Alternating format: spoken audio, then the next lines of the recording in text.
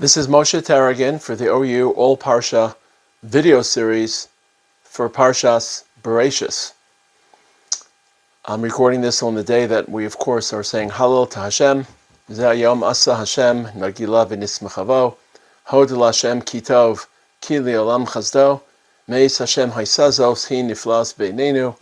The day that 20 of our hostages are being returned, and hopefully many, if not all, of those who were murdered by the Rishayim, Arurim, are being returned for Kavura Be'eretz Yisrael and Menuchas Olam in Eretz Yisrael.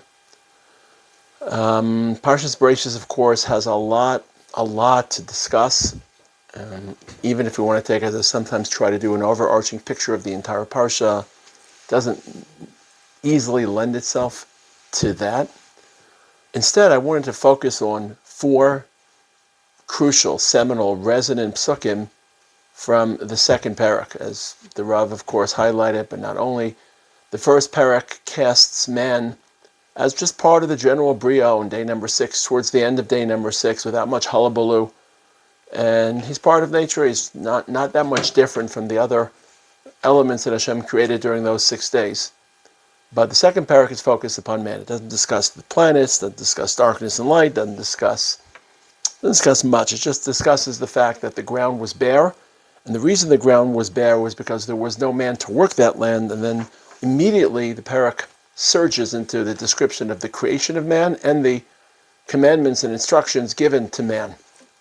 Rabbi Soloveitchik famously in The Lonely Man of Faith distinguished philosophically how man views himself vis-a-vis his universe. Is he part of the universe? Is he different from it? Adam 1 and Adam 2.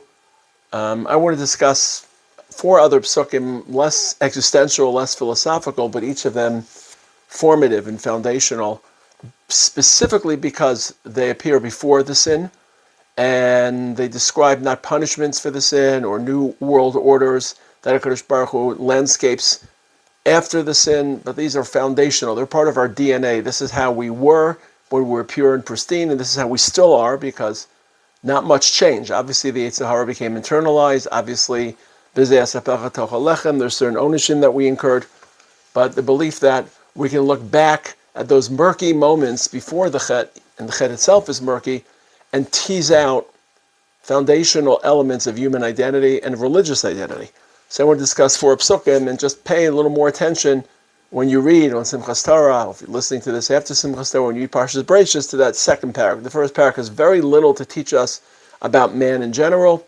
The first parak doesn't, the second parak does, and in most cases it's really about man in general, not just Jews, humanity, because Adam is just a human being, although there is a famous statement by the Baal HaTanya, which, even though the pasuk is universal, the Baal HaTanya narrowed into a more nationalistic pasuk. So the first thing that leaps out is, of course, as I mentioned before, that HaKadosh Baruch Hu decided to create his world, or certain parts of the world, because of man.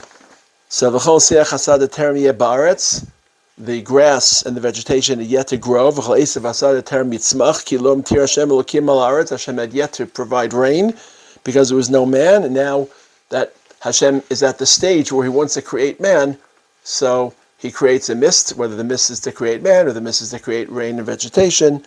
And at that point, he creates man. Vayitzer Hashem elokim es ha'adam afar min ha'adamah.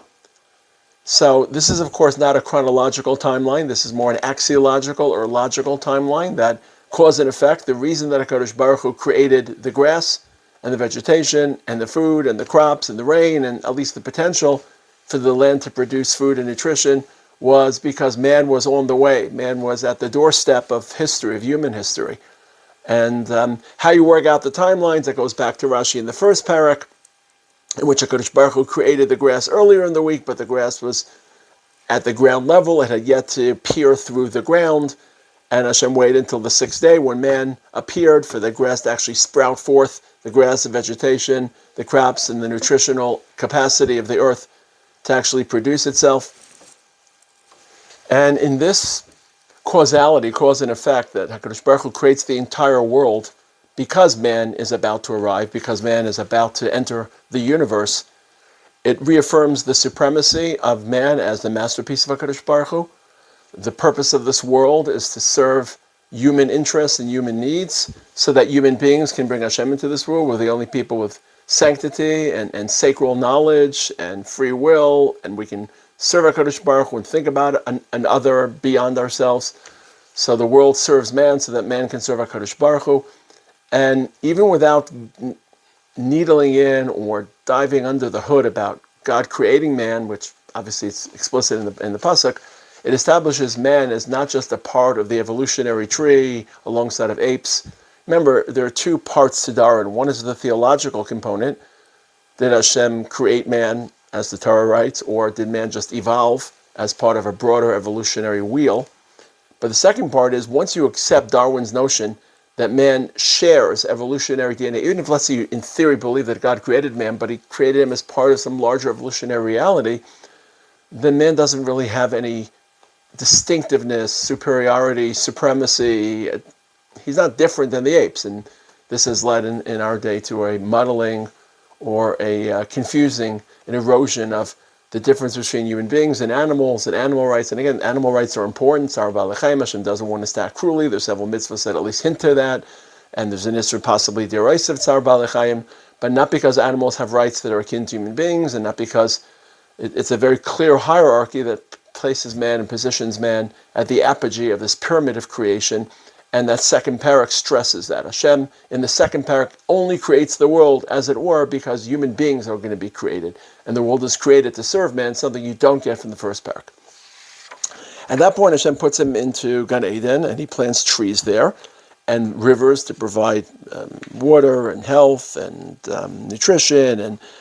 And Hashem places, Vayikach Hashem Elokim es ha'adam vayinicheu began Eden, Li'avda u l'shamra, a very famous couplet of words, Li'avda u l'shamra. So the shamra hints at what I said earlier, that we are custodians of this world, and as much as we want to try to harness the potential of this world, to advance the world, to create creativity, and our Masorah is not something we have to steal from Hashem, Chas v'shalom, he hands it to us, Matzei Shabbos, by delivering fire to us, rather than, let's say, Lahavdil in Greek mythology, where Prometheus has to steal fire from the gods, and he's punished for it, he's bound to a rock. Hashem delivers creativity and wants us to change our world and improve our world and re-landscape our world, but he also wants us to preserve more or less the terms of our world. And whether that is an environmentalist message, not necessarily in sync with some of our environmentalist messages that are popular in our culture, Mother Nature, or man doesn't have the right, man has the right, but because he is the masterpiece of creation, he's not just the beneficiary, he's also the steward or the custodian. And it also makes us think about how far we push back the frontiers of science and creativity, something which a lot of people are thinking about today now that we are creating creativity, and how will creating creativity not just change the way we view ourselves, which is probably the more important question, but also change the world that Hashem delivered to us, and where's the line, where's the Shatnez line, you could call it, as opposed to the Maginot line in France in World War II, where's the Shatnez line? The Shatnez line is clearly the line beyond which we're not meant to pass. We're not meant to combine flax and cotton and linen, wool and linen. We're not meant to combine certain types of fruits, certain types of animals. And where's that line between creativity and surpassing the boundaries that Hashem wants us to maintain? It's hard to know, but that word l'shamra reminds us that while we are loved, we're also l'shamra. So it's a dynamic between li'avda and l'shamra. But the word li'avda doesn't just mean to process this world and to advance the world, as opposed to l'shamra, to preserve and to protect its original pristine form.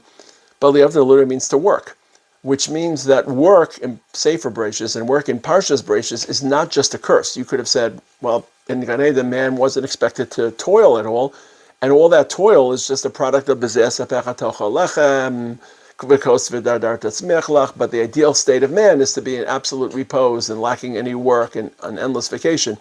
And Rav Lichtenstein pointed out to us that no, that work is built into the DNA of human identity. It ennobles human character. Adam Harishon was expected to work even before the sin, li'ovda l'shamra. Now, obviously, it would have been different. Wouldn't have been that much of a strain. It wouldn't have been sepechat tochel lechem. Wouldn't have come with so much frustration and so much hard toil and effort and futility. And Rav Aaron spoke to us so often about building a healthy work ethic and a work ethos, and not being lazy. And there's not the time or place to elaborate Rav Lichtenstein's belief and stress of a work ethic. But this is a pasuk that he would always lead with. He would lead with his pasuk in Bereshis that work is a defining character of human identity. It's not just a fallback consequence of sin. And Hashem wants people to work. And when you don't work, you are less of a human being. And when you work hard, you're more of a human being. And that metric of how hard you work isn't just expressed by how hard you work in Talmud Torah and Avodas Hashem in the ritual sense, although that's the primary sphere that you should exert toil and energy. But in every area, you shouldn't be afraid to work and you shouldn't fall into laziness. So that's another pasuk that defines who we are as human beings, even before we sin, and certainly before Matan Torah, which is well off into the horizon in Parshas Yisro. The third pasuk, and again, Rav Lichtenstein stressed this, is after Hashem delivered Adam Harishon le'avda l'shama v'yitzav Hashem elokim al Adam le'mor mikol eitz hagan ochel tochel v'meitz hadas tovara lo tochel. Hashem commanded Adam Harishon, you should eat from all the trees in the garden, but don't eat from the eitz hadas. And we typically believe that the instructions focused on not partaking of the eitz hadas, but Rav Lichtenstein believed that the concept of tzivoy was overarching. Hashem commanded Adam, eat from all the trees and don't eat from the eitz hadas. Now, what does it mean for the tzivoy to encompass even the trees you are eating from? Well, let's say that day Adam wasn't hungry. He has a mitzvah to eat a fruit from a tree. That's what the pasuk suggests. Vayitzav Hashem elokim al Adam le'mor mikol eitz hagan ochel tochel. How does the tzivoy to eat from all the trees manifest itself? Is it just a passive tzivoy? If you absolve or void eating from the eitz hadas, you have ipso facto inherently not eaten from the eitz hadas and avoided the isur and v'vekayim the mitzvah. Rav Lichtenstein felt no. That there are two different types of tzivoy. There's the I'm using my words, micro tzivoy, the isser, the mitzvah in general in our life as of the Hashem. But let me take a different tact. How do you view the world of Rishus? Is there a world of Rishus? Is there a realm of Rishus? So on one end of the spectrum, people would say, of course, as long as it isn't addressed by mitzvos and averos, then do what you'd like. On the other end of the spectrum, people would say, there is no such moment in our life which isn't addressed by mitzvos and averos. And if you parse it, you could get to a moment where every single second you're facing, if you're a man, just think about Talmud Torah. So Talmud Torah, you're chayiv to learn every second available, as the Rambam writes. So you can create a world in which there is no gray space, that everything is a tzivoy. And on the other hand, some people feel like Hashemayim Shemayim Lashem, there's the world of halacha, and then everything else is just free to make your own decisions. And Rav Lichtenstein carved out that middle space where there is a world of Rishus in which you can make choices about what you want to do, and those choices aren't dictated by a mitzvah or an avera, but they're still dictated by Ratzon Hashem, moral conscience. So you should never feel that you're operating outside of Vaitzaveo. Even when your Adam Arishon is just eating from, I don't know, a orange tree, or he's eating maybe a rimon tree. I don't think the Chazal say that rimon was one of the Eitz Hadas. So it was an Eitz Hadas, an apple tree. So he has no tzivoy, there's no lav or mitzvah, but Hashem wants him to eat in a certain way, not overeating, not stealing. It's not he can steal from anyone, but there's a larger message that even when you're not confronting mitzvahs and averos per se, you're still operating under the rubric of a tzivoy Hashem, even if that tzivoy can't be or shouldn't be translated into details every moment. What does Hashem want from me when I'm taking a walk? What does Hashem want from me at business? What does Hashem want from me in my marriage? What does Hashem want from me as I drive in the roads? And I think it stretches and incorporates avodas Hashem, that there are differences. Learning Torah, performing a mitzvah, avoiding an avera is one type of avodas Hashem.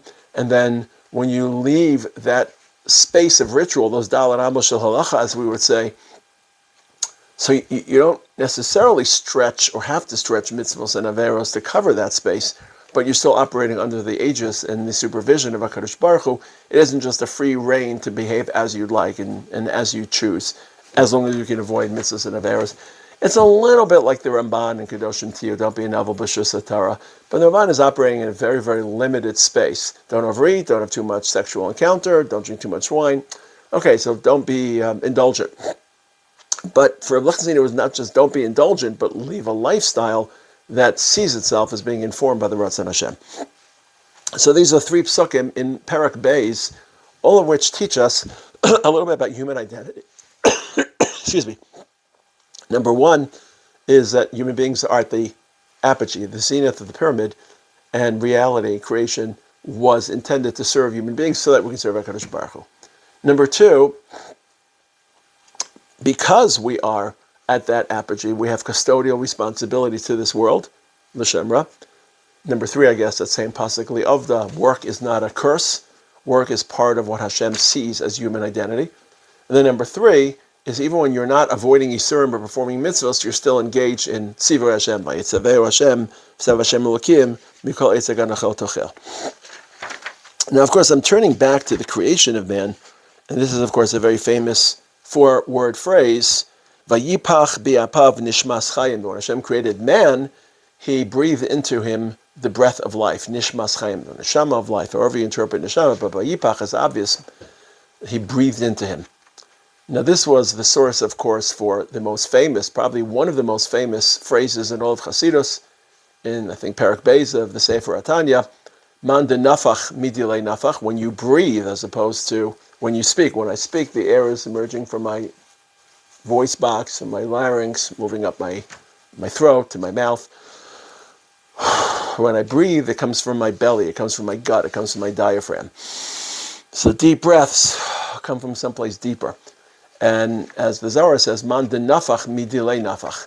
So Hashem, by breathing life into human beings, actually breathed part of His essence into human beings.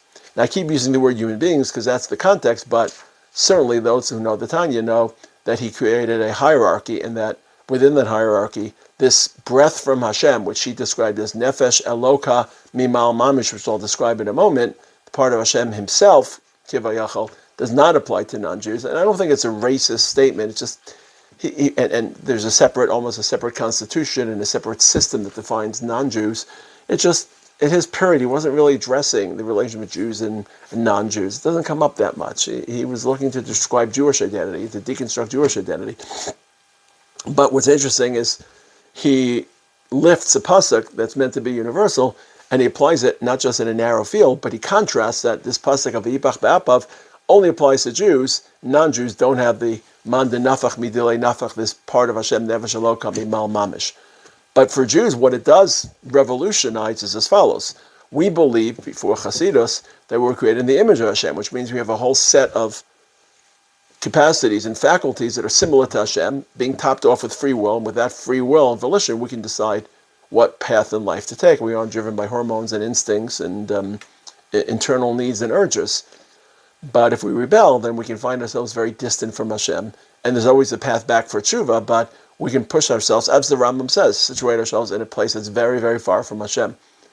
Whereas in Chasidus, in the Tanya's Chasidus, if there's a part of Hashem within you, then as far as you stray, you're still with HaKadosh Baruch Hu, and that distance really doesn't change that much. It's a little bit different from the Rambam in Nechas Tshuva Perek Zayin, a little bit different from Yonah, who runs from Hashem and then has to re-bridge himself and restitch himself back to Hashem through Tefillah.